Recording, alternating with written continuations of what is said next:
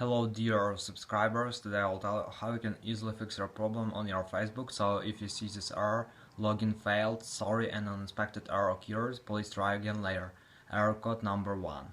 So how you can fix it? So first thing, just try to close your Facebook app and just open it again. So after, you need to check credits you just write in your username and your password. So just write, maybe you just made some mistake in your username or in your password. And also you need to check your internet connection, so just go to the settings. In the settings, if you're using Wi-Fi, just try to turn off Wi-Fi and turn on again. Also you can do it with mobile data, turn off and turn on again. Also you can do turn on airplane mode, wait a few seconds and just turn it off. So after, you can also just try another thing. So if it doesn't help you, just go to the general, just scroll down, just tap on shutdown, slide to power off, wait a few seconds and just power on your phone again. So just simple restore your phone.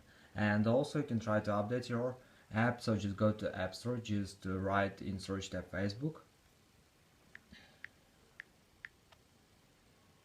and if you see here not open but updated, just tap on update. It means that you have available updates for your Facebook app. So thanks for watching, have a nice day, subscribe to my channel, click like, and goodbye.